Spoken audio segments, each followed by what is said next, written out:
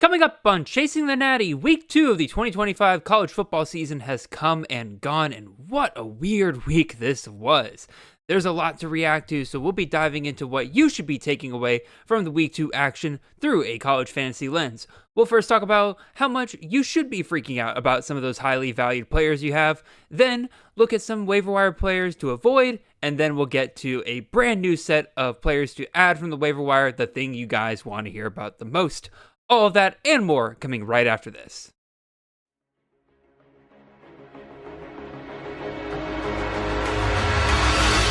Sellers picks his way to the right and is tripped up, reaching to the end zone. Touchdown. What a start. Give it to Reed, and there he goes. Nobody's going to catch him. Touchdown. It's caught. Jeremiah Smith. Touchdown, Ohio State. The legend grows. This is Chasing the Natty, a college fantasy football podcast.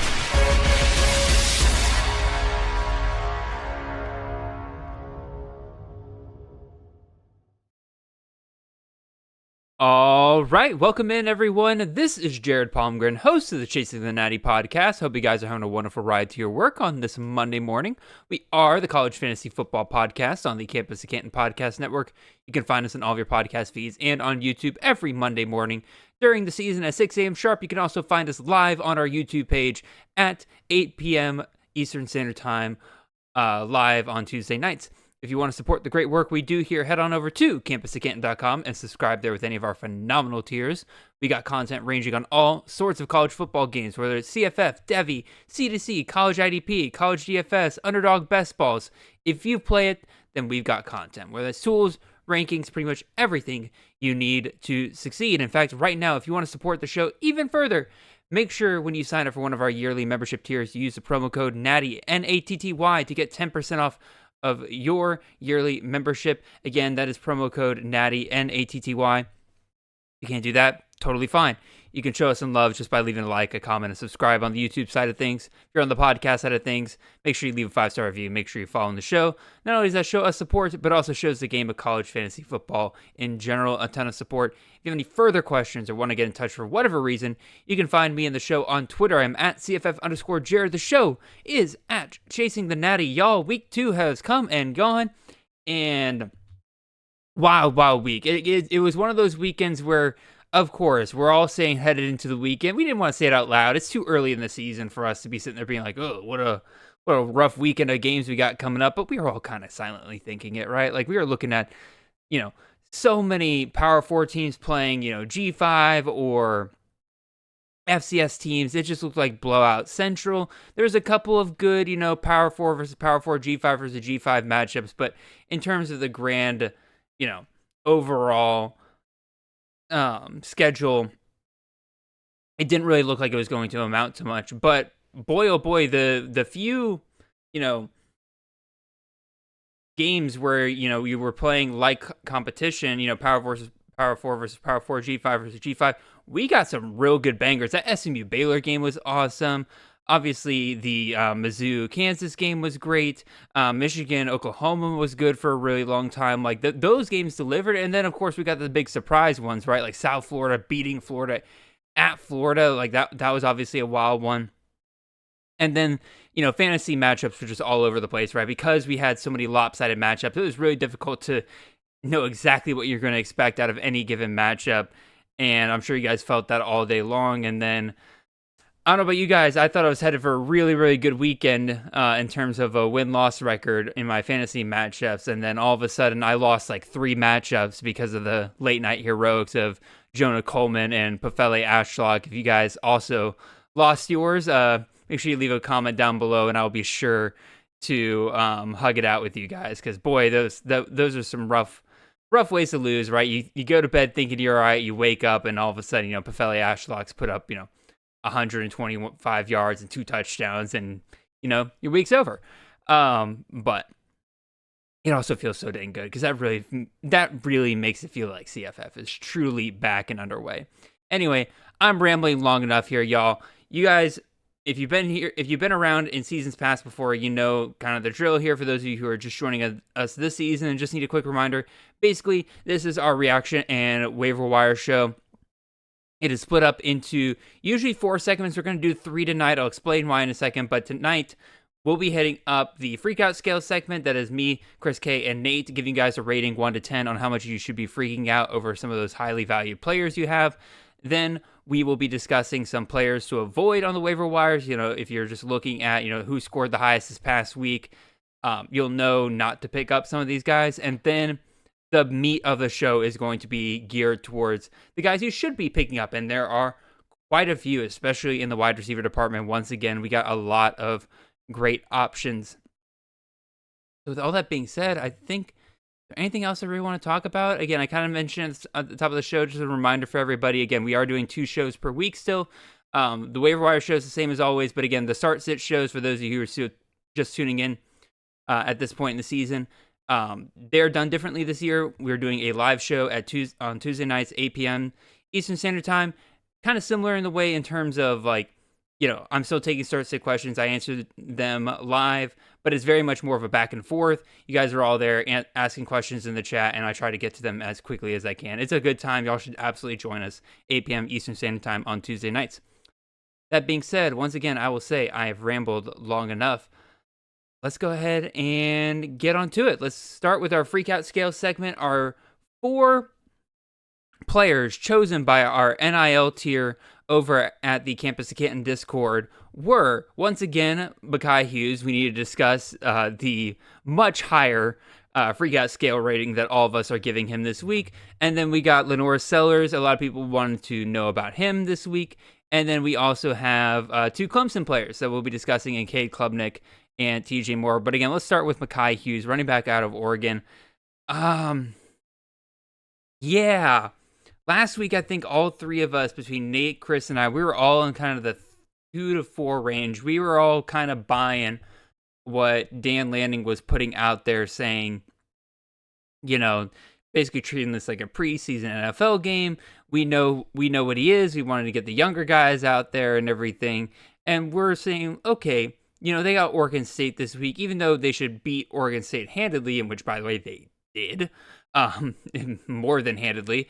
We should see him get a lot more run in that game. And then we didn't. They started Noah Whittington again, which I kind of get, right? Like, Noah Whittington has been with Oregon for a long time. He's a favorite of the running backs coach there. Like, I can understand a little bit of Whittington's, getting first snaps a lot of times. But we still didn't see Mekhi Hughes hardly until the 4th quarter. Again, he can give me this thing all day long of like, oh, well, we blew him out, so why even risk Mekhi Hughes for down the line and everything, right? But it's still concerning that 2 weeks in a row that we're basically seeing Mekhi Hughes be the 4th or even 5th running back off the bench for the Ducks. Now, I'm willing to buy that that's not the case the full season, but that's why I've got this rated at an 8. Like, for again, just a quick reminder, again, the scale, the Freakout scale, for those listening to the podcast, if you don't see it on the video format here, it's a scale of 1 to 10. 1 is start with confidence. Don't even worry about it. 10 is just drop them. I've got Mekhi Hughes rated as an 8. I don't think there's any world where you can confidently start Mekhi Hughes until you see him actually do it. I can understand the people who want to just hold on at least a week or 2 more, especially if you have a deeper roster. Like, I totally get that, but I don't think there's any way, shape, or form that you can start him. Kay thinks that he's got it at a 6. Nate's just straight done with this. He says full 10, drop that full. There's no reason to have Mekhi Hughes on your roster at this point. Again, I'm of the personal opinion that no way I could start him at all until I see him have a big game as even if it's just the RB2 for Oregon. I could take that. But again, this whole thing of not seeing him until the 3rd, 4th quarter is extremely, extremely worrying. So yeah, Hughes, big trouble. And for me, that basically confirms going into the future that I will not be drafting any G5 to Power 4 players or transfer players in the first round of drafts moving forward. Because this was a scenario that felt so set up so well. Oregon needed a new top running back. Noah Whittington has been great last couple of years. He wasn't really a guy that you pictured being like a lead back, even in a committee. Hughes, coming off 2 back-to-back seasons at Tulane, looked like a guy that could translate really well to the Power 4. Going to a place like Oregon that has really worked well with running backs the last couple of years, it seemed like everything was set up, and now we're dealing with this. And I put a tweet out about that, and I got a little bit of pushback, especially from Shane Hallam, who's super smart. Let me be very clear about that. He and I can disagree on this, and he's super smart, and you should absolutely check out his content. He does a lot of great NFL draft content, but he basically was saying that, like, well, you shouldn't write off all G or G5 to Power 4 guys in the future, because look at Ahmad Hardy. Ahmad Hardy's doing really well right now, and he is 100% right. Ahmad Hardy is doing really well. I just think, like, when you're drafting, right, especially in CFF drafts, it's so much different than the NFL, right, in fantasy, because NFL fantasy things are so set in stone. You know roughly exactly when to pick certain guys and what rounds and everything. Everything's pretty much laid out for you because there's so much data that goes into everything. College fantasy is still the Wild West, right? So you have first round busts every single year, you have second round busts, third round busts. Especially those first couple of rounds, your biggest thing is what's the old saying, right? Like, the old fantasy saying is, like, you can't win your league in the first round, but you can sure lose it. To me, based on what we've seen in the last couple of years, drafting G4 or G5 to Power 4 transfers in the first couple of rounds is a very, very risky proposition, right? Like, again, there's so much that can go wrong. Like, yes, Ahmad Hardy's doing well, but even Ahmad Hardy, right? He's splitting carries with Jamal Roberts. It's just they're running the ball so dang well that it doesn't really matter. But he's not even still a clear lead back for Mizzou right now, right? Because him and Roberts are splitting so many carries. Add in Bo Pribula to that rushing mix, and, like, again, things, if that rushing volume decreases for Mizzou for whatever reason, whether it's game script or, they just see a game plan where passing the ball is a lot more effective, that could end up being rough for Ahmad Hardy as well. So, like, yeah, that's just kind of where I'm at. Where, like, if Hughes couldn't work out as a first round pick, and I didn't draft a ton of them because I specifically said, I'm like, I'd much rather draft some of these other guys, especially more known commodities like Damon Claiborne, like Jonah Coleman. Guess what? They're doing great. Meanwhile, if you drafted Mekhi Hughes, you're definitely not feeling too great. Let's move on to Lenore Sellers. Way less freak out on this one from our committee here on the freakout scale. Kay's got him at a 1. Kay is not worried about Lenore Sellers at all. I've got him at a 3. Nate's got him at a 4. You might be wondering, if you don't have Lenore Sellers, why people might be freaking out about this. And, well, Sellers hasn't exactly had the most stellar of starts, right? Against Virginia Tech last week, 209 yards passing, a touchdown. He also had a rushing touchdown and about 25 yards on the ground. This past week against South Carolina State, they played an FCS matchup. Very, very down performance here, right? 19 pass attempts, 11 completions, 128 yards and a touchdown, 23 yards rushing, no touchdowns on the ground. Finished the day with 11 points. Definitely not what you want to see from Lenore Sellers so far, but I'm not freaking out about this too much. I got him at a 3. Definitely monitor him closely. Maybe if you got good guys on your bench, you can swap them out there. But again, you can kind of explain away both of these. One, the first game against Virginia Tech, there's just a level of variance there, right? Sellers has immense upside, but he's also going to have some of these games where he only scores 20 points. Every quarterback, even the best ones outside of, like, John Mateer last year. Well, no, John Mateer had a stinker game or two, right? Like, that's fine. I'm not worried about that. And then the second game was against South Carolina State. That was a game delayed by lightning and rain for a long time. It was late into the night before South Carolina actually started that game. They were up well past what they were expecting to. I imagine a lot of the players were tired. Like, South Carolina to get started scoring, I think needed, 2 kick return touchdowns to really kind of get them on the board and everything. Everything about that game was just super sluggish. You could tell that, South Carolina was just trying to get out of there and then just call it a day. There was just not really much going into that game where they really felt like, hey, we need to do anything too much here. Sellers was out of the game relatively quickly, so I'm not worried about that. I think he'll return. The one thing that does worry me a little bit, though, is that when you look at Lenore Sellers, he averaged about 4.3 yards per carry last year. Currently, so far, he's averaging just under 2.5.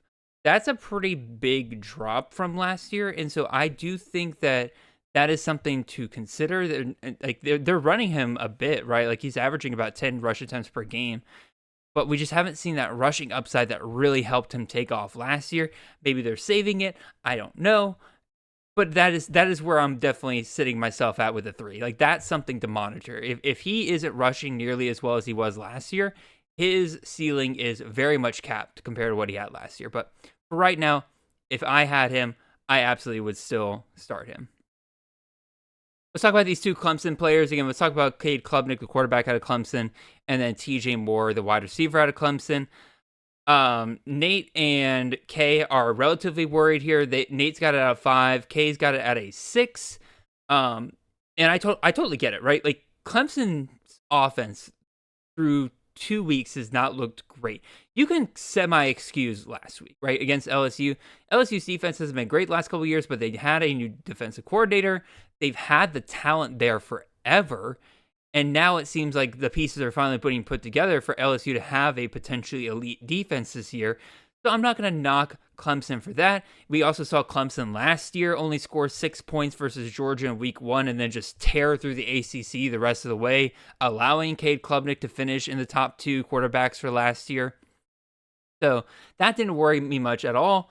What did worry me was obviously what happened this past week, where Clemson was struggling big time against Troy, especially in the first half, right? Like Klubnik threw a pick 6, he threw interceptions, like Clemson really couldn't get on the board, and things started to look better a little bit in the second half. And I had a Clemson buddy of mine text me pointing out that it seems like, and again, has been confirmed, or no, it did get confirmed because somebody said it at one of the press conferences afterwards, where Dabo called plays in the second half, and that's what helped the offense kind of get back in motion. I don't know what that means long-term for Clemson and this offense, but maybe that gets them back on track a little bit here. Again, very worrying that, like, at the end of the day, Klubnik, first, second, third round pick, hasn't lived up to that billing quite yet. And again, last week really should have been one of those weeks where people could have counted on him to put up some points.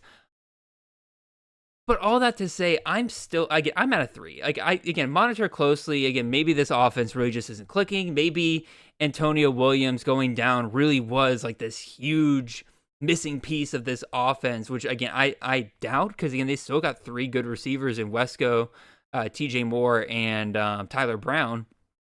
Again, more on Moore in a second. But even so, like, I feel like they got the pieces. Again, a lot of people are like, oh, well, Clemson doesn't really have a run game. And, fair. Again, they were struggling to run the ball in the first half, but second half, they got things going. So again, maybe that was a play calling issue. Maybe they just wore the Troy defense down. I don't know. But again, Adam Randall finished the game with 76 yards or something like that. So, it wasn't a complete bust in terms of their running game. So maybe things get better down the line. I have to think they will. Again, Clemson will be getting into some ACC play here. We saw last year that when they got into ACC play, it helped them out a ton. I'm willing to still believe that Klubnik turns things around there. Does this mean Klubnik probably finishes lower than he did last year? I mean, yeah, after 2 disappointing starts here, it's hard to imagine that he finishes in that elite CFF production again. He's not running the ball as much this year as well. Again, maybe that changes once they get into conference play, but for right now, I still think Klubnik is a startable option. You've got some really good matchups for Clemson upcoming. I say bet on it. A guy that I'm not so much willing to bet on, though, is his wide receiver, TJ Moore. TJ Moore drafted decently highly in drafts. A lot of times he was even taken above like Antonio Williams in drafts, which was always kind of crazy to me. But yeah, Moore struggling quite a bit to start the season here. 8 fantasy points versus LSU, less than a fantasy point versus Troy this past weekend. It is rough for the TJ Moore fan club. And again, I don't want to turn this into an I told you so moment, but again, I look at like what Clemson had last year, and Wesco outperformed Moore last year. Obviously, Antonio Williams outperformed him last year, and a lot of people were drafting Moore as if he was going to make this huge jump this year and become the wide receiver 1 for Clemson, and that's just straight up not what we've seen so far. And I just didn't really expect that to happen. Like, I didn't know how he was going to leapfrog Wesco. Wesco looked so good last year. again, here we have it playing out. Wesco, 14 targets, 184 yards, and 2 touchdowns so far this year. Meanwhile, TJ Moore, 13 targets, 5 receptions, 56 yards, no touchdowns. Moore very much struggling to start the season. And, maybe things get better as things kind of come along here. But I've got the Freakout scale rated pretty highly here. I've got him at a 7. Again, if you're like the biggest fan of TJ Moore in the world and you really think like, oh, it's variance. Like he'll put it all together this week. Like he'll have another 11 target game. He'll reel in 8 of them and he'll finish the game with 108 yards. By all means, I get it. Again, he's super talented. But at the same time, like I see 2 bad weeks in a row here on an offense that is going to spread the ball around between him, Tyler Brown, and Bryant Wesco, and Antonio Williams whenever he comes back. Again, no official word on that yet. And so I worry, like, again, I have 0 DJ Moore this year, so it's hard for me to even say like exactly what I do because I don't really have him too much. But like I couldn't start him if he was on my roster at this point. I'd definitely be looking for backup plans. I'd be looking at there's so many good wide receivers available that like I don't know. I probably would have at least grabbed one of them and they'd be starting over Moore, if not just straight up replacing him on my roster at this point. But again, things could absolutely turn around. Again, I've got him rated as 7. Nate's got him rated as an 8. Nate's like, cannot enter my starting lineup. Chris K, a little bit more optimistic. He's kind of on the side of, it's a variance thing. Clemson can kind of get themselves back on track. And if they do, Moore will be a big part of that. So, yep, that's our Freakout scale for the week. Talked long enough on that. Let's go ahead and discuss some waiver wire traps for this week. So for those of you who are just tuning in and have never heard of this segment before, basically this is like the anti-waiver wire section. This is where I go and take a look at players that performed well over this week or the last week and scored a lot of fantasy points. And if you were just looking at the waiver wire and just sorting by who scored the most fantasy points last week, these are the guys I will tell you, like, they look like they scored a lot of fantasy points. They are traps. They're not going to do it again. Let's start with Evan Simon, quarterback at a Temple. And I'm putting this out there because like Evan Simon has looked good the first couple of weeks. 36 fantasy points in week 1, 22.36 fantasy points last week. But there's a couple of things here. One, I don't trust a Temple quarterback. Just straight up. Like I'm not really buying into the idea that Temple is going to be, a force to be reckoned with within the American Conference. Their 2 opponents they have faced so far is UMass and an FCS opponent. It is very, very difficult to judge exactly how formidable this team is going to be. Granted, they did what they're supposed to, and, if they are better than those teams, they beat them pretty soundly. But here's the other thing. Nothing about Simon's stat line tells me that this is sustainable whatsoever, right? He had 6 touchdowns on 25 attempts, 3 touchdowns on 10 attempts last week. Like, you're talking about an insane touchdown rate. So, like, what is that? 9 touchdowns on 35 pass. That's a 25.7% touchdown rate in passing. Like, that is absolutely insane. Now, granted, he'll get into games where he is going to be throwing, 35 pass attempts because, he'll be playing from behind and stuff like that. But he's not going to be throwing a touchdown every 4th pass, right? Like, his touchdown numbers are skewing things so badly right now. His efficiency numbers in terms of yards per attempt are skewing things as well. Like, he's never going to throw 17.5 yards per attempt again against any opponent, let alone, American competition. 10 yards per attempt versus UMass. Like, all of that's going to come down as the season kind of rolls along here. He's got a little bit of rushing to him, which is nice to see. But, it's nothing that really to write home about too much. And again, this is rushing against FCS opponents and UMass. We didn't really see a lot of sacks. Well, actually, never mind. He took 2 sacks against the FCS opponent. But even still, like, he's going to appear at the top of a lot of quarterback. Like, if you could just go to the waiver wire and you sort by points scored so far this season, like, Simon will top a lot of those lists. And I will tell people, like, please don't. Second guy we'll discuss here is Jaden Nixon. God, I hate Jaden Nixon. not as a person, but just as a player and an annoyance in CFF. He derailed the Jalen Buckley hype train last year, came in and just completely outperformed the competition level in the MAC, which again, good for him. But then instead of staying there and letting himself be this awesome, MAC star for CFF for the next year, he decides to transfer away and ruin all the shares that people grabbed in Dynasty and Keeper leagues and stuff like that, only to go to UCF, where he created a ton of controversy in terms of is it going to be him? Is it going to be Miles Montgomery? And basically drove Miles Montgomery's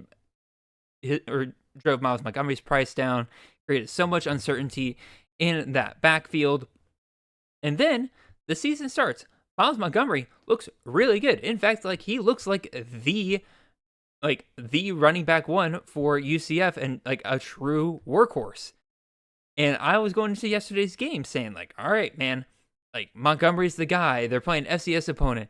He ought to get 1 to 2 touchdowns in this game. It's going to be phenomenal. And then Nixon, after doing 2 attempts for -6 yards and a reception for -4 yards, so a total of -10 yards production last week, decides to come on in here against an FCS opponent, once again taking advantage of terrible competition, and he decides to rip off 156 yards on 4 attempts and 2 touchdowns. Oh, and in addition, he gets I can't remember if it was a punt return or a kick return touchdown. I think it was a kick return touchdown to start the game. And he just sucks up every touchdown opportunity, and Miles Montgomery, once again, through 2 games, is stuck sitting there with 0 touchdowns. Meanwhile, Jaden Nixon, who had negative yardage in week 1 because he's not a good running back at the Big 12 level, is sitting here now with 3 touchdowns. So, yeah, Nixon is not going to repeat that whatsoever. You're never going to see a guy get 3 touchdowns on 4 rush attempts ever again in the season, let alone ripping off 39 rush yards per attempt. Again, yeah, I'm not a big fan of Jaden Nixon at this point. He is just a super big annoyance for me. Another guy that stood out to me as a waiver wire trap is Ashton Emery, the running back for UTEP. He had himself a really nice day this past week playing against UT Martin for UTEP. 10 rush attempts, 36 yards, a touchdown on the ground. He also had 2 receptions for 20 yards and 2 touchdowns. So already you're kind of seeing the problem. 2 touchdowns on 2 receptions. That's not sustainable whatsoever. Again, he had a 3rd touchdown on the ground, 3.6 yards per carry against an FCS opponent here. Mr. Emery, glad you had yourself a really nice day. I'm sure you'll remember for a very long time, but we're not even sure that I forgot to look this up. What was his snap count compared to the rest of the UTEP running back room? Y'all forgive me. My computer is being very slow today. But yeah, I mean, the week before he had 6 rush attempts for 31 yards and a touchdown there. So again, you're talking about 4 touchdowns total on, doing the math in my head real quick, 19 touches so far this season. So you're talking about a 20% touchdown rate in total. Again, there's just so much unsustainable about that. And then again, if we look at the rush attempts for UTEP so far, again, he's right next to Cam Thomas, who's not doing well in of his own right, but then Hassan Wilson's right there. Hassan Wilson's ripping off 15 yards a touch, which again, obviously not sustainable, but you have to imagine that'll earn him more carries. Again, Emery, no go. Javon Watley, the wide receiver out of Arizona, I was a little hesitant about this because there was some talk before the season that Watley was kind of coming along in fall camp. And you could view this as confirmation that, again, he will be a big part for Noah Fafita's passing game going forward, because this past week, 5 targets, 5 receptions, 168 yards, and 2 touchdowns. Problem is, the week before against Hawaii, not a very good competition there, 3 targets, 3 catches, 38 yards, no touchdowns. So when you have this Arizona offense that really all last year just didn't look great outside of Tet McMillan, and now Tet McMillan is gone, and the first week we didn't really see, Arizona's offense just didn't look good again, and it takes playing an FCS opponent for them to look solid. I'm just not willing to buy that Watley is really going to be that important down the line, especially when, he's 100% catch percentage so far. He's had 8 targets through 2 games. That's 4 targets per game. You're asking a lot in terms, like, I'm okay with certain guys having a lower volume if they are highly efficient. We'll get to that with some wide receivers later on. But Watley, again, 4 targets per game so far. Again, maybe that increases because of this performance this past week, but for right now, I'm not willing to buy it. And the last guy we'll talk about real quick is Taysom Reddick's, the wide receiver out of Oregon State. 16 targets, 11 receptions, 158 yards, no touchdowns. Came out of freaking nowhere with the ultimate Trent Walker line here, where you just put up a crap load of yardage and 0 touchdowns to go with it. This feels like I also just realized that the graphic is wrong. It shouldn't say his opponent last week was an FCS opponent. It should say that he played Fresno State. So that's a mistake on my part. Anyway, so again, it was impressive that he was able to put this up against, Fresno State and not, just like a FCS opponent or anything like that. But this to me screams like a young wide receiver breaking out in this way in a game like this, and then, falters off the rest of the season, especially with Trent Walker still hanging around. And then he's that guy next. I just knocked over my cup.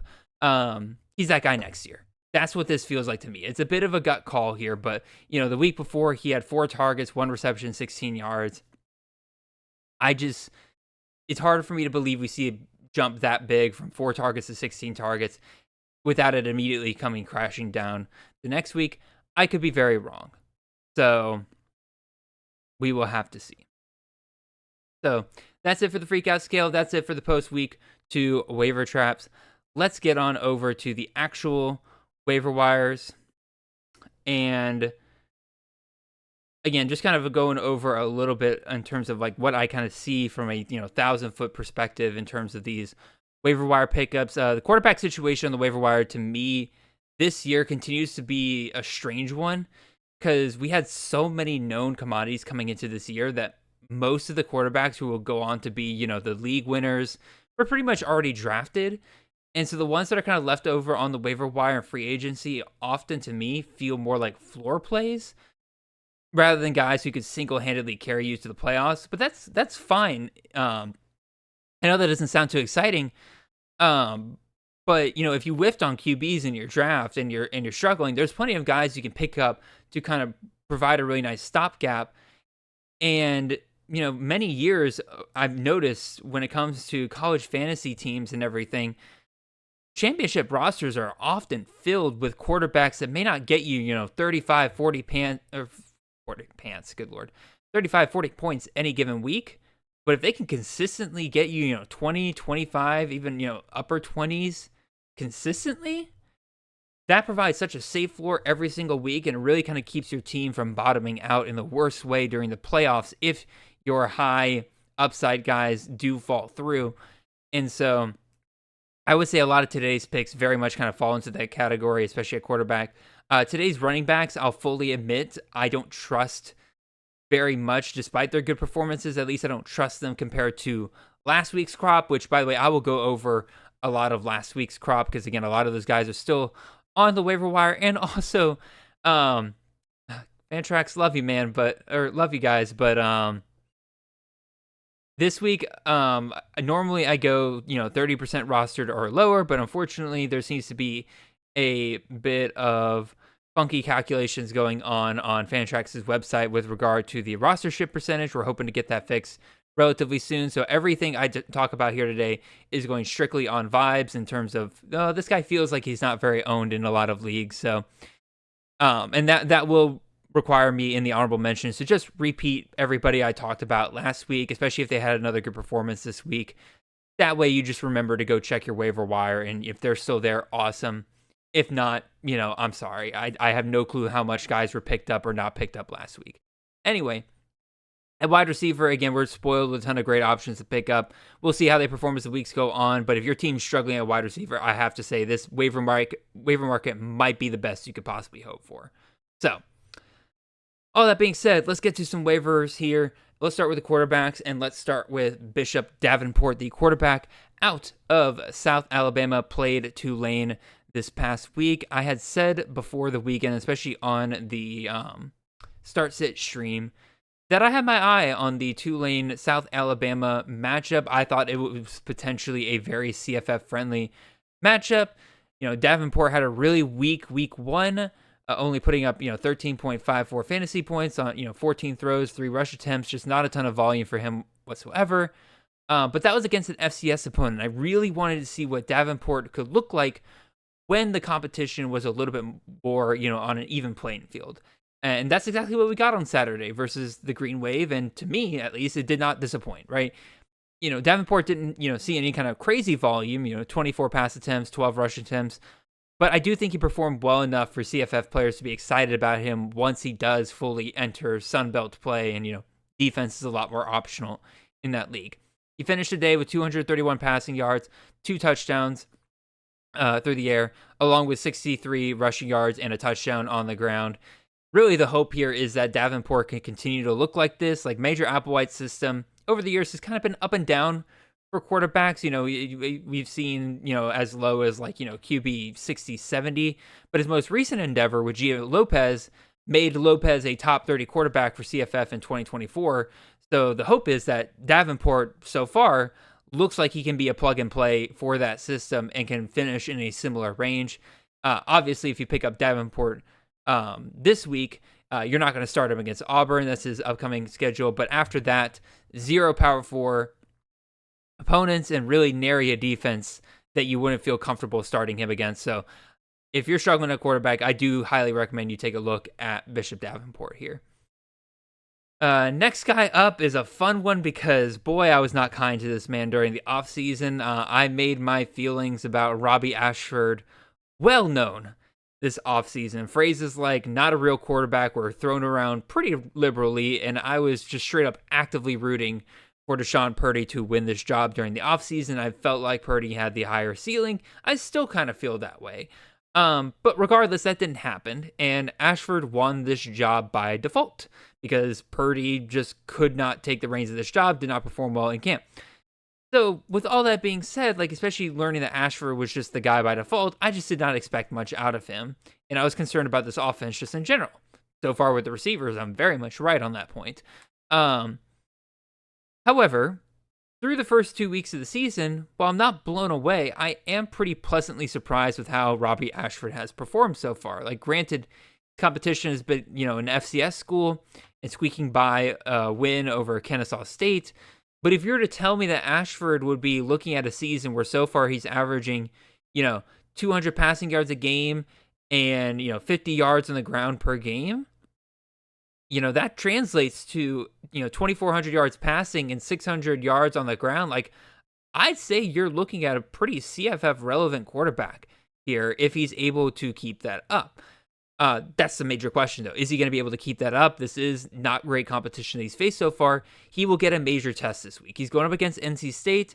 Ashford and the Wake Forest offense have to perform better than the 10 points they were able to put up against Kennesaw State.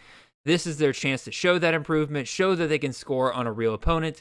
NC State gave up 31 points to Virginia last week. The opportunity is ripe here. The defense is very much a work in progress for NC State without Tony Gibson there to lead them.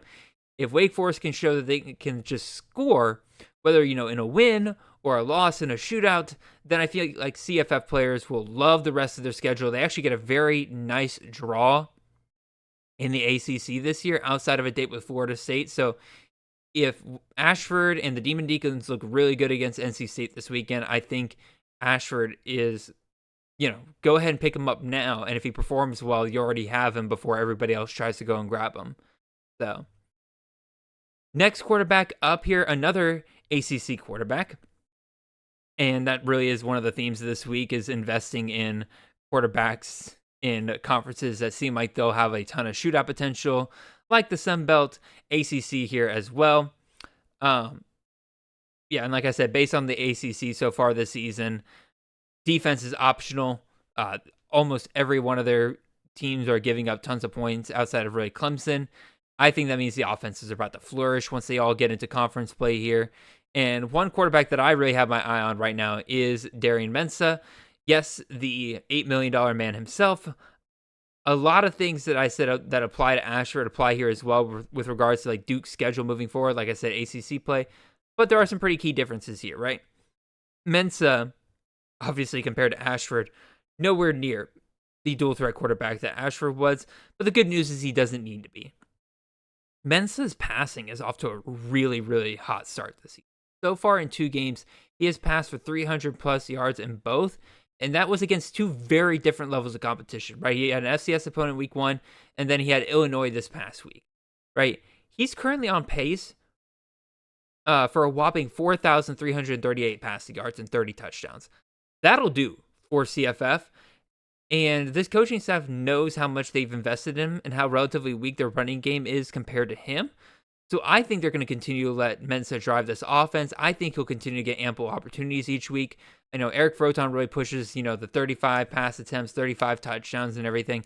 Mensah's absolutely in a position to be able to do that. I do question whether his efficiency will keep up as he enters ACC play. As of right now, he's currently throwing at about a fantastic 10.6 yards per attempt. But, as he gets into ACC play, or if he gets more attempts because, he's playing from behind, could very well see the efficiency drop off a little bit, but still not enough for you to worry. Like, he'd have to see a huge drop off at this point not to reach, 3,000 passing yards. Like, he seems like a lock for 3,000 passing yards at this point.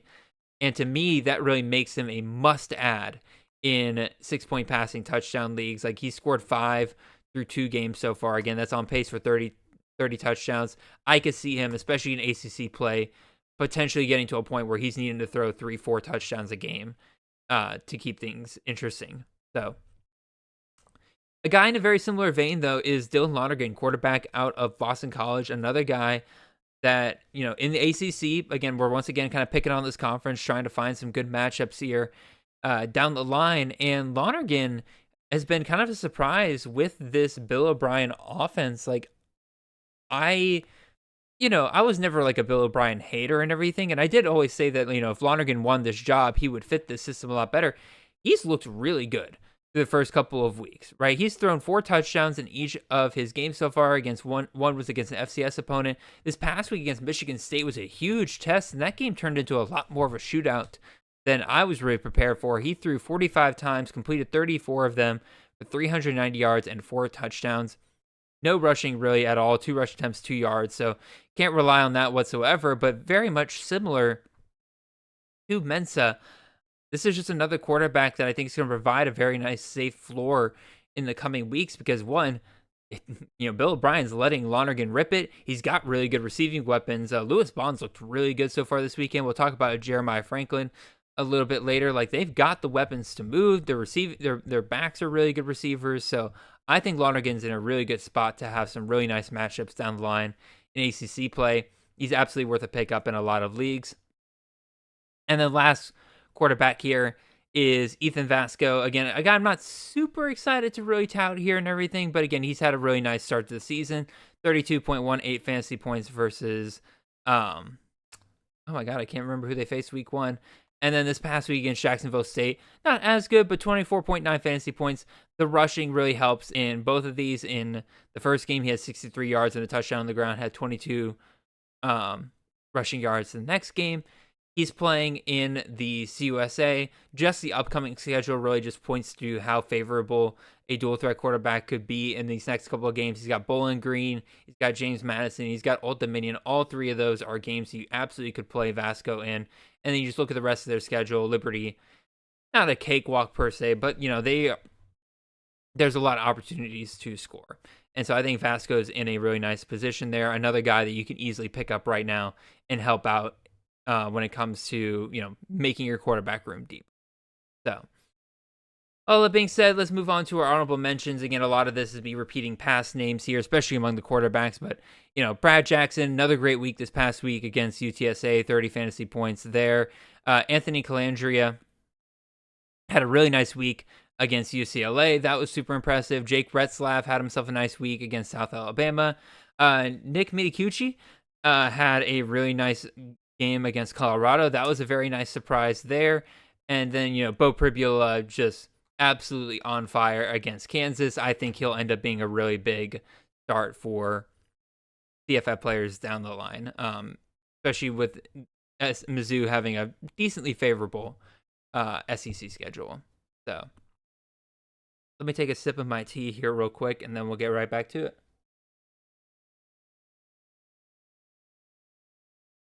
All right, we are revitalized. We are good to go.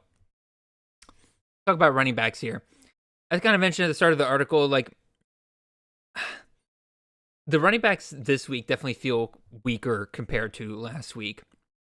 And a lot of it, most of it really, has to do with me liking what the player has done so far, but I don't know if like they'll be able to take that next step to be that workhorse player we really want in CFF. And that can be for a variety of reasons, whether, I don't trust the talent or I don't trust the system. We'll get into that with each of these guys, but really the biggest case here is Jamari Taylor of Virginia. Like Taylor came into Charlottesville during the offseason, one of the three major backs vying to lead this backfield, the other two being, program veteran Xavier Brown, Wyoming transfer Harrison Whaley comes in. And we had seen the last couple of years that Tony Elliott and his staff's tendency has been to, have a committee approach at running back. And given the fact that they seem to have three decent options for them, it was kind of assumed by most of the CFF community that we wouldn't really see anyone emerge and that we would be stuck in a committee once again. But here we are. Emerged Taylor has.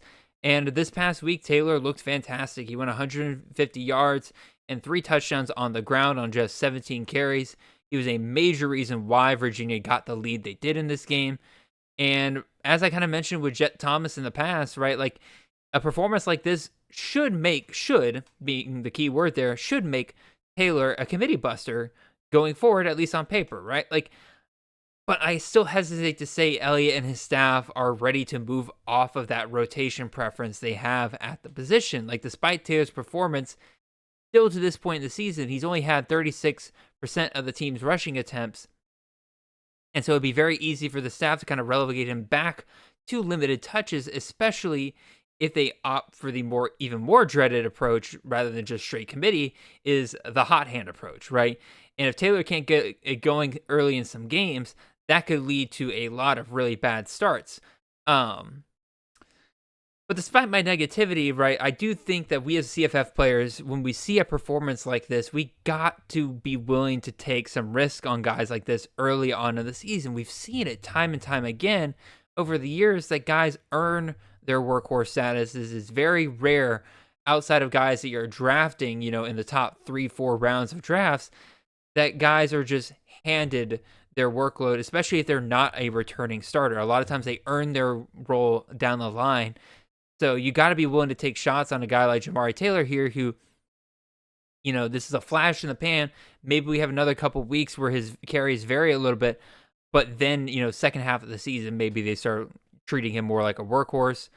We'll have to see. Again, it's less comfortable than the running backs I was thrown out last week, and I can repeat those to you guys again at the end of this. But for right now, let's move on to our second running back to discuss today, and that is Mr. Mekhi Frazier, the running back out of Michigan State. Another potential committee buster here might be coming. And he's a guy that I honestly considered last week because this is a Jonathan Smith system. And, he was looking good last week, but I want to see one more week here. And here we go. This Michigan State backfield was kind of hard to break down during the offseason because they didn't really have a lot coming back. Obviously, Kyron Lynch-Adams and, oh my goodness, I am blanking on the man's name. Let me go look at that up real quick. I can hear you guys screaming at me and telling me what the name is. Nate Carter, there it is. So like Cameron Lynch-Adams, Nate Carter, they're both gone. Meanwhile, Brandon Tullis, Mekhi Frazier played half games last season. They were getting like a carry per game in the games that they did play. So a lot of people are kind of taking a look at, true freshman Jace Colorizio to have a shot at this job in year one, but as we've seen so far, like Frazier has denied that claim. Like, I do think this is a big deal because Jonathan Smith, especially during his days at Oregon State, not afraid to utilize a workhorse back at all. And as of now, Frazier's so far gotten 54.4% of non-QB rushing attempts with the Spartans this season. That's a really good sign, in my opinion, that he will continue to increase his workload down the line. And, despite getting very limited run as a freshman, Frazier has looked like he's made a huge jump from last season. He's currently averaging almost 6 yards a carry. And, while neither of his performances so far, 81 yards this past week against Boston College, 103 yards the week before, I do think his performances are ones, they're not ones that would make you win your weekly matchup, but they feel like very good floor plays at the running back position. Like guys who average 80 to 100 yards a game and on average fall into the end zone at least once a game. Like those are the kind of guys that really provide a nice, good floor for you every single week. And, the ultimate hope here is that Frazier can shake the likes of Brandon Tallis off his back so that he can monopolize more carries going forward and potentially get into that 20 touch per game range. As of now, though, again, like I said, Frazier feels like a guy you could feel comfortable plugging into your lineup during bye weeks with a little bit more upside down the line. But that upside is limited because, Frazier is playing in the Big Ten and, Michigan State, unfortunately, on the, I'd say on the lower 50% in terms of the power ratings for the Big Ten, which tells me that, there's not always going to be that running room that we want there to be for Frazier. But that being said, let's move on to our third running back here, and that is Mr. Tay Meadows, running back out of Troy. Another guy that I was thinking about adding as an official play last week. I definitely mentioned him as an honorable mention. But I did leave him off as an official waiver play last week, mostly due to the fact that he was about to face Clemson in week 2. And, I wasn't comfortable, especially week 1, I wasn't fully comfortable throwing out guys that were immediately about to be hit with a tough matchup, especially when I was trying to narrow down exactly who was going to be a part of the waiver list. But regardless, Meadows proceeded to perform in that Clemson game in a way that makes me feel even more comfortable recommending him this week. Like with Trey Cooley, unfortunately done for the season, and John Lovett having a case of suckitis, the path was pretty open for Meadows to become the RB1 here, especially with him being with the Trojans the last 3 years. Like he's now getting his chance, and take that chance he absolutely did. He was already impressive in the opening game against Nichols, ripping off 186 yards and a touchdown. And what really impressed me is his stat line against Clemson. Like to be clear, this wasn't a week-winning stat line or anything, but if you tell me that a first-year starting running back for a Sun Belt team is able to run for 76 yards against Clemson on the road, consider me impressed, right? And based on what we've seen so far, it's pretty clear that Meadows will be the volume pig TM, shout out Justin Leo, for Troy this season. Like that is very clear. He is currently averaging 19 carries a game. He has almost 70% of non-quarterback rush attempts for the Trojans. Lovett's already an afterthought. He's only had 12 carries to this point, and he's been a liability in the rushing department. He averages less than 3 yards a carry. Meanwhile, Meadows is over 6 yards a carry. He is prepared to run wild in the Sun Belt, and I would consider him personally the safest investment among the in-depth running backs that I am talking about here today. So I would make Meadows a priority on the waiver wire this week. Let's keep it rolling here. We got 2 other running backs. We'll go semi in deep here.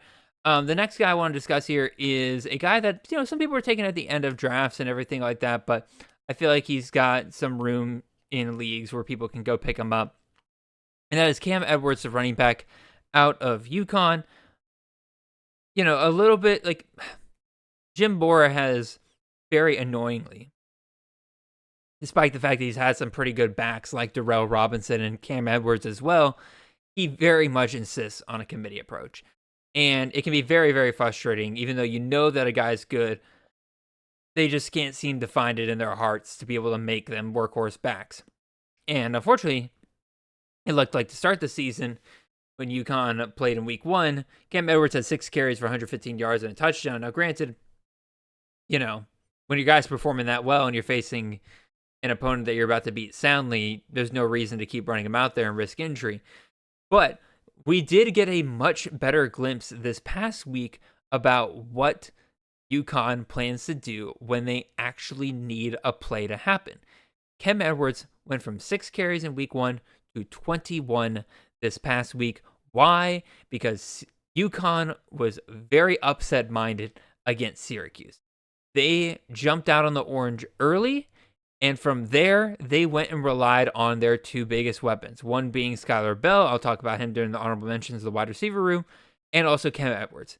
I pray and hope to God this says what I think it's going to say about the treatment that Cam Edwards is going to get down the line. I hope that this is the year that they finally let Edwards run wild. Too much of this committee situation the last couple of years. And then if you look at UConn's schedule, usually you look at UConn's schedule and you kind of want to throw up a little bit because it feels like there's a lot of bad matchups on there. Listen to the schedule for here on out for UConn.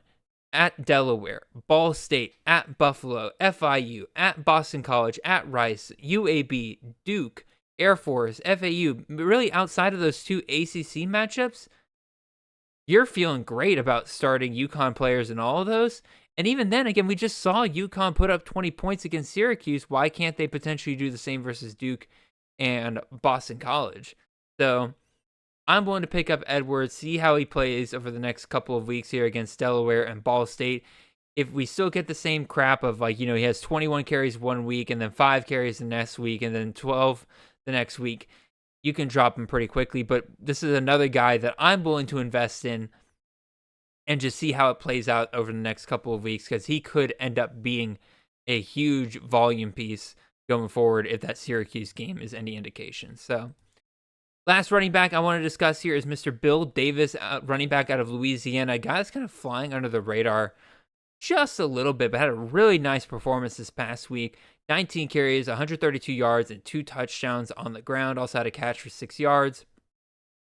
There was a pretty big switch up with the Raging Cajuns this week because, unfortunately, Walker Howard, their starting quarterback coming into the year, he is now down for 6 to 8 weeks. And we saw this past week against McNeese State, Louisiana is changing up their approach in a big way. It seems like there's going to be a much healthier and heavier reliance on the running game for the Cajuns. Bill Davis, very much like Cam Edwards, saw a pretty big increase in volume here. He went from 11 attempts the week before to now this past week, 19 attempts. And like I said, the 132 yards and 2 touchdowns. Very much involved there. And the other reason, so again, they lose Walker Howard, which already, hampers your passing game a little bit. But then Daniel Beal, the quarterback that they brought in, the backup here, against McNeese State, a FCS team, threw for 3.9 yards per attempt. The passing was atrocious. He had 86 yards on the day on 22 attempts. Just non-existent passing. The only way that the Raging Cajuns are going to be doing anything right now, as long as Beal is back there, is running the ball. Bill Davis will be a big part of that. He's a big boy playing in the Sun Belt. And so I think he's got some really good matchups. I mean, obviously don't play him against Mizzou this week. I don't like that at all. But then you have 2 of potentially the worst G5 programs in the country between, Eastern Michigan, who just lost to the Land Sharks, and Marshall, who, again, obviously they lost this week. They got destroyed by Georgia week 1. They're not a team that's going to be doing anything this year. They got a lot to figure out. So I think Raging Cajuns have a really nice schedule coming up after they get done with their date with Mizzou this week. So I like Bill Davis as a very sneaky play. I doubt a lot of people will really be going after him on the waiver wire. Let's talk about some honorable mentions of running back. Again, this I'm just naming my 5 guys I talked about last week. I'm still on Miles Montgomery. Didn't have a great performance this past week, but still 67 yards on very limited attempts. So I think he'll still be great once they actually, get away from playing FCS teams. Rashad Dubinion, another 25-plus touch game this week, almost 200 yards. Dude's phenomenal. Javon Jackson had himself another good week. Not as efficient as the week before, but still very good if you played him. Lucky Sutton didn't find the end zone, but still 15 attempts for 88 yards. He'll be fine moving forward.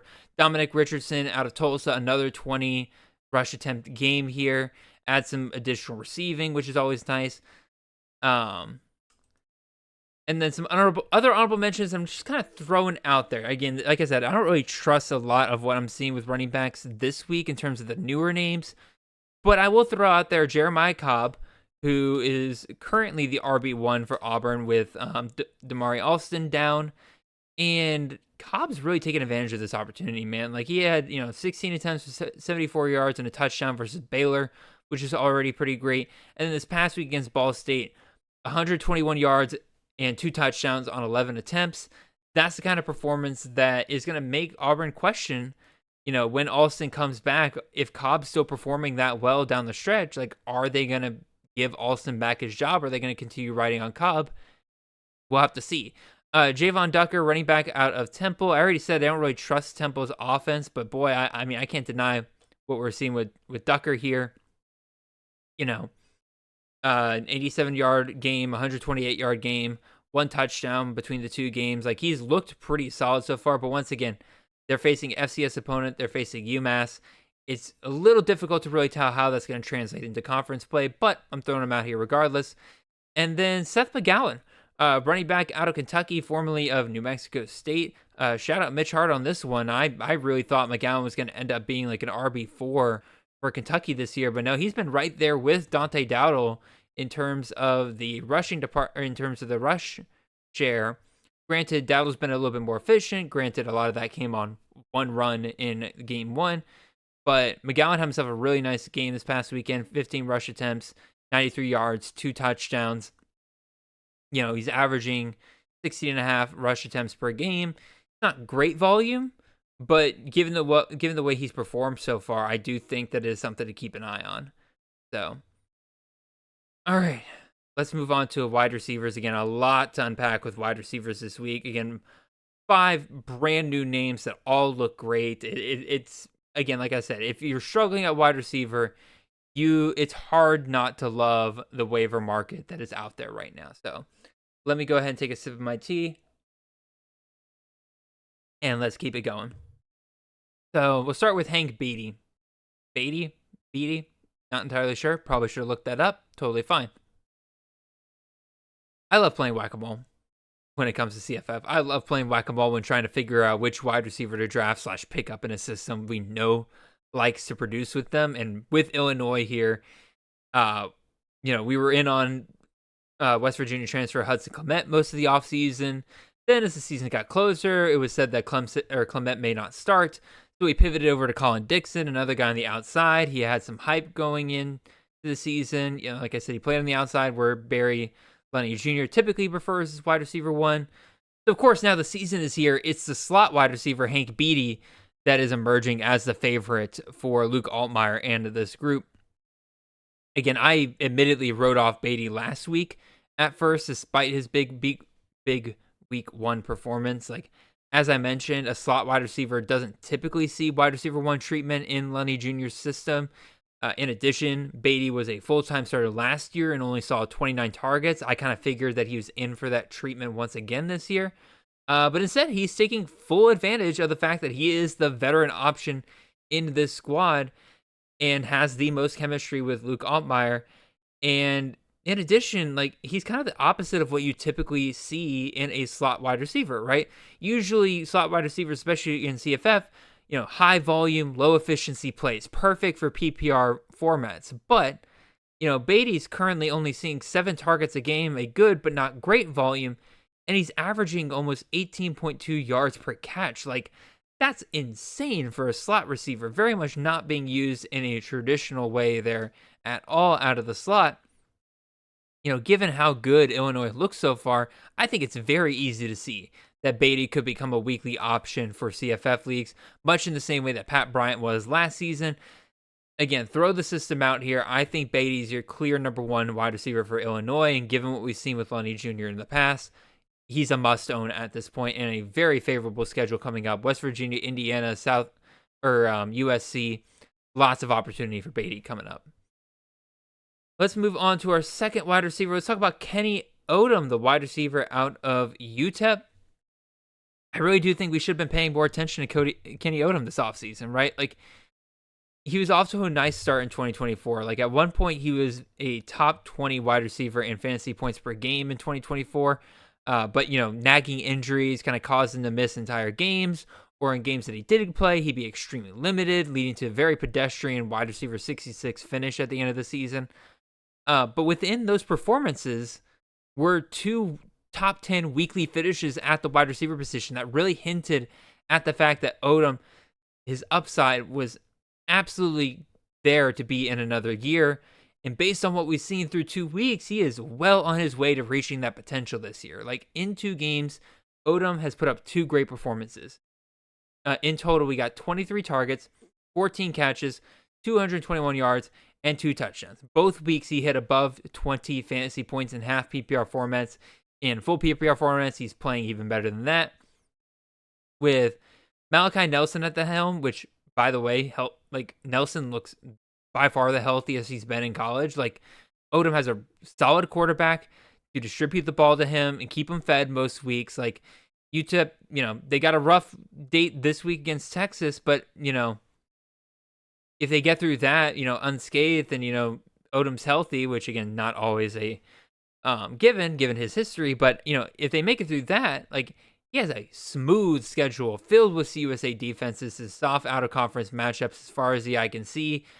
I really think Odom's going to continue to be a big part of that UTEP offense. I think Malachi Nelson likes having that clear number 1 wide receiver that he can pepper and feed. Given what we saw in the last couple of weeks, I think Odom's well on his way to a really solid season for CFF. Definitely worth a pickup.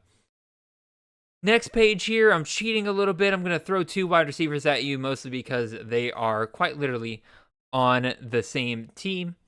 And that is the Mississippi State wide receivers, Brendan Thompson and Anthony Evans. I feel like I was spending more time looking at this dang Mississippi State wide receiver room for CFF production than really anybody else this offseason. I mean, I knew Lebby could produce top 25 wide receivers like Drake Stoops and Kevin Coleman last year. But this offseason, it was agonizing trying to figure out which piece between these two was going to be worth grabbing between Brendan Thompson and Anthony Evans. Like, Thompson was the hype candidate, right?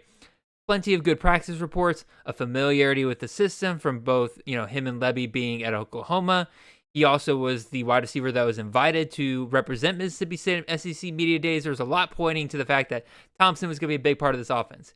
Evans, meanwhile, was the system player, right? Like, Lebby has favored the slot in recent years, and add in that Lebby was Evans' favorite coach coming out of high school, there was reason to believe in Evans too. And, the good news is, of all this, and I love when this happens, we got the best answer possible, and that is both. Both of these guys are absolutely worth adding to your CFF teams.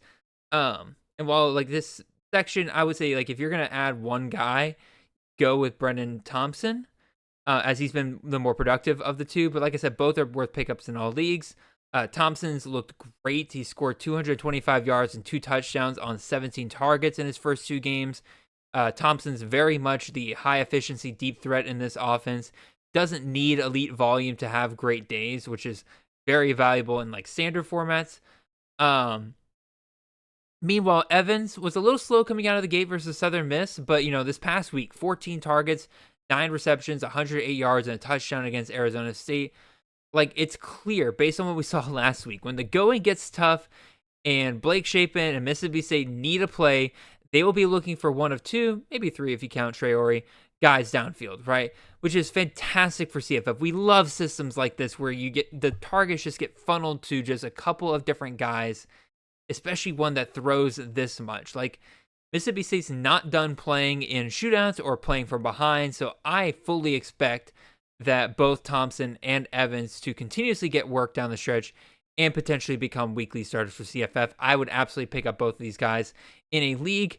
If you're in a league with me, more than likely, they're already on my roster, so good luck. Let's move on to our 4th wide receiver option here, and that is Mr. Justice Ross Simmons, the wide receiver out of Syracuse. This past week, 10 targets, 5 receptions, 83 yards, and 2 touchdowns. As of right now, chalk one up to the summer school series by Bud Elliott. A lot of us during the offseason were looking at 2 different areas.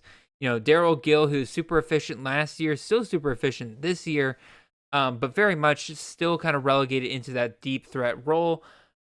Not a guy that seems like is going to step up and be the clear wide receiver 1 for Syracuse. Jonte Cook was a guy that I was investing in a lot. and, looked solid, but he's been kind of inefficient. He's been banged up. It's not entirely sure whether or not he's going to be able to recover from that. Meanwhile, Justice Ross Simmons is taking advantage of this opportunity early on. He currently ties Syracuse in terms of the number of targets. His efficiency has been great, 16.6 yards per catch.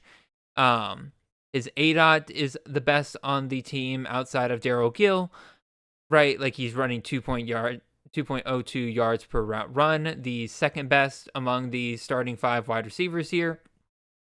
There's a lot pointing to the fact that Simmons is currently performing the best among the 3 major options that we're looking at for the wide receivers, and I do think that is potentially going to continue. Like we just saw Jackson Meeks be productive in that outside role for Syracuse last year. It looks like Ross Simmons is set to become that guy for Syracuse, so I'm willing to pick him up. He's got an FCS opponent this week. Again, some crazy variance can happen there. He's got Clemson after that, but then afterwards, Syracuse's schedule gets a whole lot easier. Hopefully those wind sprints they ran in after the game this past week really kind of get them into shape so that they're not having to struggle win against, the likes of UConn the rest of the season. But for right now, I would absolutely go out and grab Justice Ross Simmons, especially if you drafted Darryl Gill. Like, go ahead and grab Ross Simmons. Get the wide receiver from Syracuse that you were basically looking for with that Gill pick, but now you're just going to pivot to Ross Simmons. So, last wide receiver I really want to touch on here is a guy that maybe this is my hubris speaking, but I really don't think a lot of people are going to be talking about him this week because this is not a game that really people are paying attention to at all. But I want to talk about Donovan Faupel, the wide receiver out of New Mexico State. And you guys might be sitting here being like, Jared, what in the heck are you talking about a New Mexico State wide receiver? Why are we even discussing this? One, he's performed pretty solid the first couple of weeks here, right? He's got 18 targets, 13 catches, 177 yards and a touchdown, which, aren't mind-blowing numbers, but a really solid start to the season. But here is the more important thing. David Yost. David Yost is the offensive coordinator for New Mexico State this year. Before that, he was the offensive coordinator for Florida International. And if you have seen anything over the last couple of years, David Yost loves himself an outside wide receiver that he can take really nice, efficient, deep shots to. And I think he might have found his guy here with Donovan Faupel. For those that need a refresher on some of the beautiful CFF performances we've gotten because of David Yost the last couple of years, Eric Rivers last year, finishing top 10, 97 targets, 1,166 yards, 12 touchdowns. A year before that, Chris Mitchell, 100 targets, 64 catches, 1,118 yards and 7 touchdowns. Year before that, Tyrese Chambers got 85 targets. And then you go back to Yost's time as the offensive coordinator for Texas Tech, and Eric Ezukanma, during his best seasons, was getting absolutely fed. He had 72 targets in 10 games during that time as well, and almost hit 1,000 yards if he had played all 12 games there. So, Yost, again, looks for these outside wide receivers, loves to feed them. And given the fact that Faupel has averaged 9 targets in the first 2 games here, I think it's only really a matter of time before we really see Faupel become a go-to guy for this offense. Again, you got New Mexico State. They're playing an FCS not FCS, a CUSA, excuse me. And I just want to look at their schedule again real quick. But again, their upcoming schedule is super weak here, right? You got LA Tech, you got a bye, and then New Mexico. Then after that, Sam Houston, Liberty, Missouri State, Western Kentucky, Kennesaw State, Tennessee, not great, but then you finish up with UTEP and Middle Tennessee State. I see a lot of opportunity for Faupel, especially if he does, get better as the season goes along. Logan 5 really does see him as a go-to guy. There's a lot of scoring opportunities in that schedule down the line, and so this is kind of my pick for this week, my under-the-radar pick for you guys. But with that being said, there's so many other guys you can go with as well. Again, I can run through the guys that we talked about last week. Chase Hendricks, another great week this week, 9 targets, 8 receptions, 121 yards, and a touchdown. Malachi Toney, 7 targets, 6 receptions, 80 yards, no touchdowns, but still very solid volume. Miles Davis continues to be a cheat code at the wide receiver position. 10 rushing attempts, 50 yards. He also had 3 catches for 9 yards and 2 touchdowns. So playing a running back in the wide receiver spot, very, very nice. Bo Sparks, after a lot of us were kind of worried that he wasn't going to continue to get the volume, shut us all up. 10 targets, 5 receptions, 155 yards, and a touchdown in the game against UTSA there. So Sparks, I think he's actually the wide receiver 1 right now for CFF. We'll see if that holds up down the line, but he's definitely helping himself out a lot. And then one guy I want to add this week as an honorable mention is Brady Boyd.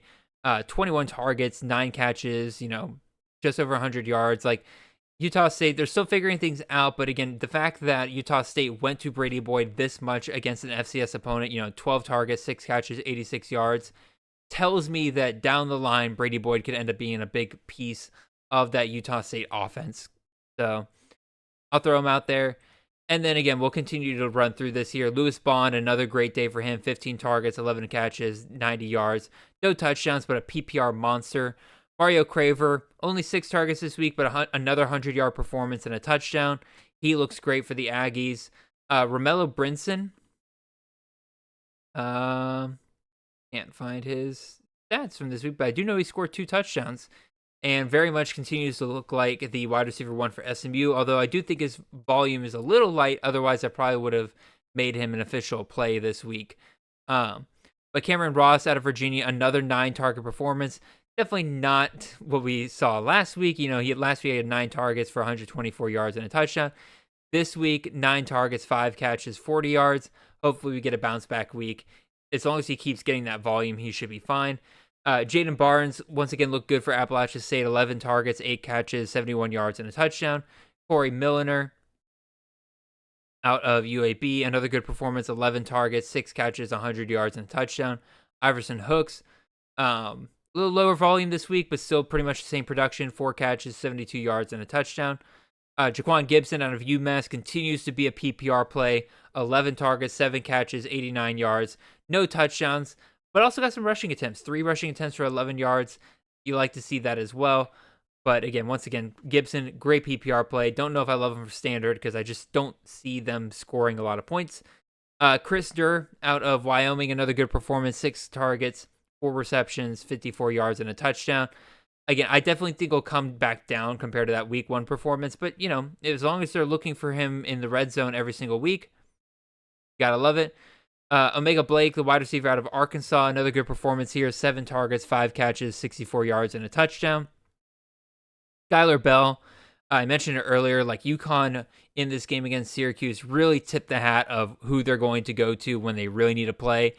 I mentioned that, Cam Edwards' volume shot up from 6 catches or 6 runs to 21 rush attempts. Skylar Bell saw his targets go from 5 to 17 in this game, and he looked good. 11 catches, 105 yards, no touchdowns in this game, unfortunately. But regardless, UConn really tipping their hand that when the going gets tough and they really need to play, Bell is going to be huge down the line for them. Keyshawn Singleton, another good performance, but still, again, don't love the low volume we're seeing. He had 4 targets, 2 catches, 75 yards, and a touchdown. I mean, as long as he's super efficient, that's great, but I would really like that volume to pop up a little bit more. I'll throw Carl Chester out here again, wide receiver out of Southern Miss. Disappointing performance, although he did have 1 touchdown called back. But again, he continues to be the number 1 wide receiver for Southern Miss. It is a Blake Anderson offense. Once they really kind of get things going, I do think Chester will be big down the line. He's currently averaging 8.5 targets per game. I think that'll be bigger down the line. And then Harrison Wallace, man. Again, us Deshaun Stripling fans not looking so hot right now. Wallace eating his lunch. He is currently at 147 yards receiving so far, averaging well over 20 yards per catch. Dude's just absolutely on fire. Very much feeling like what Trell Harris was last year. Just really without the touchdowns, because Wallace only has 1 touchdown to this point. But as I say that, he'll probably score 3 touchdowns this weekend just to spite me. So again, lots of waiver wire wide receivers for you guys to go get. I have no clue how many of them are still available in your leagues, because again, I don't have the roster percentages right now. But again, there's so many great options. let's hit up tight end real quick. Again, we're going to discuss 3 guys here. No honorable mentions for tight ends this week because I didn't really think there was a ton of great options, but one that we have to talk about is Dan Villari, tight end out of Syracuse. Last couple of years, Rondé Gadsden was such a fun deal for us in the college fantasy community because he very much was a Tito. For those that don't know what that means, that is a Eric Roton special. It means tight end in title only. This happens a lot in CFF where you specifically see it with tight ends who are kind of that tight end wide receiver hybrid. And like a lot of times, like they start out as a tight end because they're kind of a tweener. They get split out to the slot or even the outside quite a bit. And a lot of times they'll move full-time to receiver, but don't lose that tight end eligibility on Fantrax. And then when you go and look at their snap share, they're less than 10% in line. And that just really shows you they're not a tight end anymore. But, Fantrax still allows it.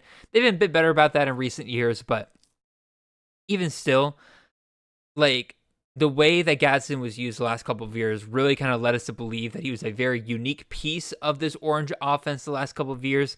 And that replacing him at tight end would not only not come easy, but many of us expected Syracuse to not even really try to replace, Gadsden.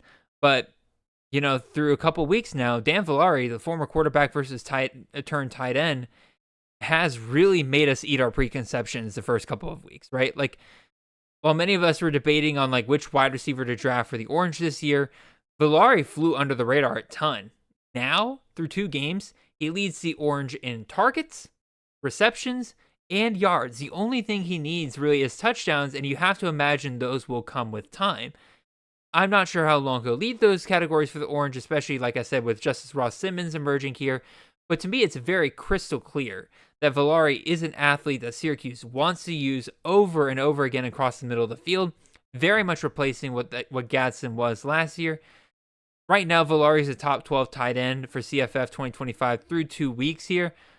But unlike many of the people who are also in that top 12 range, we believe really, that Villari has the weekly volume and role in this offense to not only stay there, but I think he could ascend into potential elite CFF tight end territory here. Like Villari, if you're struggling at tight end, if he's available in your league right now, he is a must add. I think there's a huge upside with Villari down the stretch here. I'll go through the last 2 tight ends here pretty quickly. Again, I'm not as excited about these guys compared to what I saw last week, but Jeremiah Franklin at the tight end out of Boston College has looked really good. I know me and like Ethan Sowers and a lot of guys were excited about Ty Lockwood, but Jeremiah Franklin ain't giving up the job that easy. He's got 18 targets through 2 games, 154 total yards on 13 catches. He's got a touchdown to go with it last week. A really nice performance for Franklin in Boston College. He's one of those weapons that I mentioned earlier. Going to help Dylan Lonergan week to week. Given the fact that he has seen 6+ targets in both his games, you got to take the shot on tight end here for Franklin. And then the last tight end that I want to discuss here is Jaron Canuck, the former defensive player turned tight end for Oklahoma. Stat sheet's not going to blow you away. He's had 6 targets in each of Oklahoma's games so far, 69 and 90 yards in his 2 games. Hasn't found the end zone yet, but again, very similar to Villari. If you're going to get 6 targets every single game for an offense like Oklahoma, Ben Arbuckle's offense, and you got some nice, softer matchups coming up here, I think it's a matter of time before Canuck finds the end zone. He should be a solid play in the next couple of weeks. So, all right. Man, my voice is tired, but we got through it, and one of these days, I'm going to get this waiver show down to just about an hour. It'll probably come as we get further into the season. There's less for me to have to explain. But yeah, with that, we've come to the end of our show. Appreciate you guys for listening. I hope these week 2 waivers help you guys a lot. And if they do help you, make sure that if you have not already, leave a like, a comment, and subscribe if you're watching this on YouTube. If you're on the podcast side of things, make sure you follow the show, leave a 5-star review wherever you can. Make sure you guys check out the rest of the Campus Canton podcast networks for shows ranging on pretty much anything you could think of related to the college fantasy game. We'll see you guys back here I'll see you guys Tuesday night, but if you're just listening to the podcast forum, we'll see you guys back here next Monday, and we will be discussing the week 3 reactions and waiver wires. But y'all should definitely check out that Tuesday night live stream. It's a good time. Until then, really appreciate you guys, and I hope you guys have a wonderful and blessed week. See y'all.